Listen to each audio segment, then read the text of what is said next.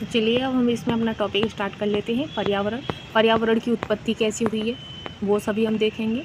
तो जो पर्यावरण है, पर्यावरण शब्द की उत्पत्ति आपकी फ्रेंच भाषा के इन्वायरनर से हुई है, जिसका शाब्दिक अर्थ होता है घिरा हुआ या घेरना।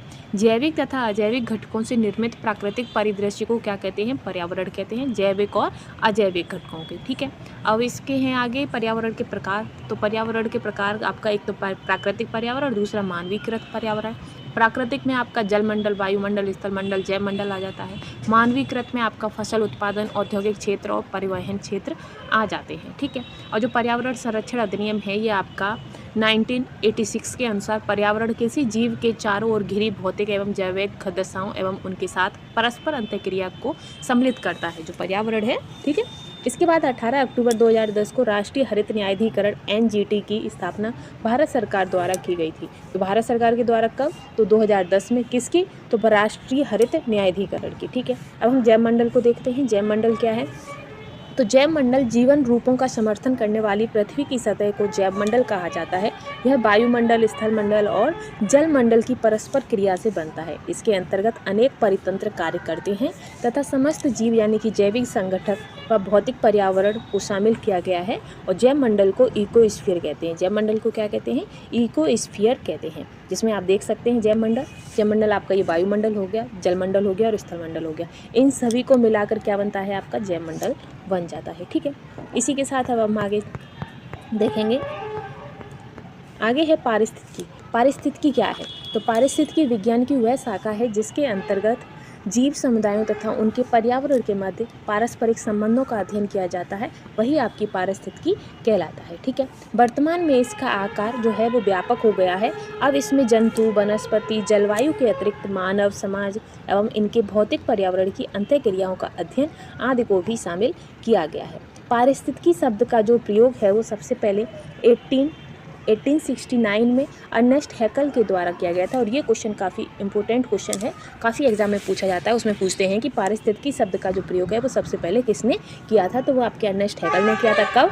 तो 1869 में किया था। ठीक है, अब हम आ जाते हैं पारिस्थितिकी तंत्र पर। पारिस्थितिकी तंत्र एक प्राकृतिक इकाई है जिसमें एक क्षेत्र विशेष के सभी जीवधारी अपने पर्यावरण के साथ अंतःक्रिया कर एक संपूर्ण जैविक इकाई बनाते हैं। इसके अंतर्गत 3 घटक होते हैं। कितने घटक होते हैं? 3 घटक होते हैं, जैविक घटक, अजैविक घटक और ऊर्जा घटक। ठीक है, ऊर्जा यानी कि सूर्य ऊर्जा। जैविक घटक क्या है? तो जैविक घटक तथा जैविक घटक में आपके पेड़ पौधे, जीव जंतु और सूक्ष्म जीव आते हैं। अजैविक में आपके भौतिक और रासायनिक पर्यावरणीय तत्व आते हैं। घटकों के स्वतः नियमांक संबंधों को ही पारिस्थितिकी तंत्र कहा जाता है। अब ये जो क्वेश्चन आपका नीचे वाला आएगा, जो पारिस्थितिकी तंत्र शब्द का जो प्रयोग है वो सबसे पहले किसने किया था? तो पारिस्थितिकी तंत्र जो शब्द है उसका जो प्रयोग है वो 1935 में A.G. टांसले के द्वारा इसका प्रयोग किया गया था। ये नोट कर लीजिएगा। अब आता है कि पारिस्थितिकी तंत्र की सामाजिक प्रासंगिकता क्या है। जो पारिस्थितिकी तंत्र है उसकी सामाजिक प्रासंगिकता क्या है?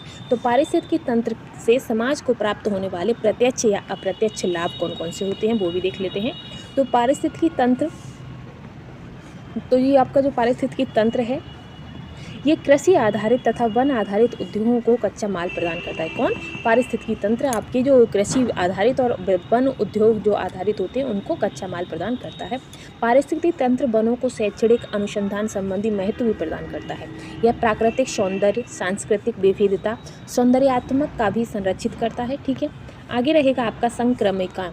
तो जो संक्रमिका है ये आपकी 2 या 2 से अधिक विविध परितंत्रों के बीच एक विशिष्ट क्षेत्र होता है। यह वह स्थान है जहां 2 समुदाय परस्पर मिलकर एकीकृत हो जाते हैं। जैसे मैंग्रोव वन समुद्री तथा स्थलीय परितंत्रों के बीच एक संक्रमिका को दर्शाते हैं। ठीक है, तो संक्रमिका क्या होती है?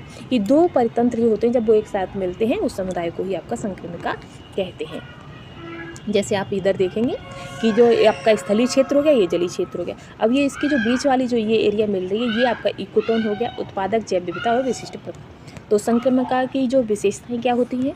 इसकी विशेषताएं होती हैं कि संक्रमणिका क्षेत्र बहुत छोटे क्षेत्र जैसे कि चारागाह, वन के बीच से लेकर बहुत विशाल में आपके वन और रेगिस्तान के मध्य तक विस्तारित हो सकते हैं। संक्रमणिका 2 या 2 से अधिक परिस्थिति तंत्रों का संक्रमण होने के कारण यह तनाव क्षेत्र भी कहलाता है। ठीक है, आगे है कि एक संक्रमिका में कुछ जीव ऐसे होते हैं जो आसन समुदायों से बिल्कुल पूर्णतः अलग होते हैं। कैसे? जो आसन समुदाय होते हैं उससे बिल्कुल अलग होते हैं। अब ये भी हो गया हमारा संक्रमिका। अब हम आवास की बात करते हैं। तो जो आवास हैं, आवास क्या होते हैं? ठीक है, तो आवास वह स्थान जहाँ जीव निवास करते हैं, आवास कहलाता है। आवास स्पष्ट भौतिक लक्षणों से परिपूर्ण होता है। जैसे वन आवास में कई प्रकार की प्रजातियां होती हैं। जैविक घटक अपने अस्तित्व के लिए अजैविक घटकों पर निर्भर होते हैं। जैसे मृदा, जल, प्रकाश पौधों के पोषण के लिए आवश्यक है। एक ही आवास में कई प्रकार के पौधे और जीव रहते हैं। सभी आवास पर्यावरण है, किंतु पर्यावरण आवास नहीं होता है।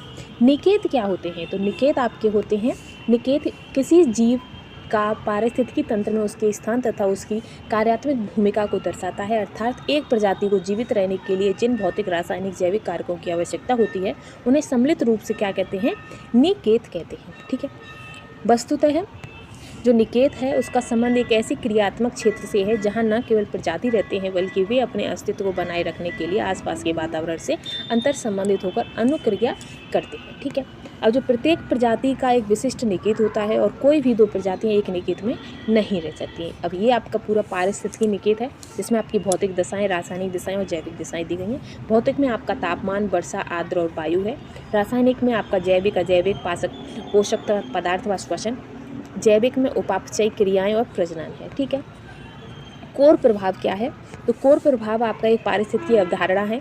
पूर्ण विकसित संक्रमिका इकोटोन में कुछ ऐसे जीव पाए जाते हैं जो आसपास के समुदायों से पूरी तरह अलग होते हैं। जब प्रजातियों की विविधता किसी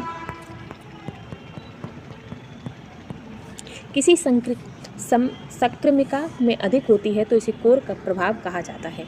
पक्षियों की विविधता वन, रेगिस्तान के बीच इकोटोन में अधिक होती है। मैंग्रोव परिस्थिति जिसमें कोरल परिस्थिति, अन्य उच्च उत्पादक वाले क्षेत्र जैसे नदियाँ के किनारे, सागर में नदियों के मिलन स्थल पर जैविक विविधता की दृष्टि से अत्यंत समृद्ध हो जाते हैं। कोर प्रभाव कैसा होता है? जैसे कि एक ये हो गया, ये हो गया, ये कोर हो गया, प्राथमिक तंत्र और द्वितीय तंत्र हो गया, और ये क्या है? ये आपकी संक्रमिका हो जाती है, इन दोनों को मिलना। ठीक है, अब आपका जीवोम और बायोम आता है।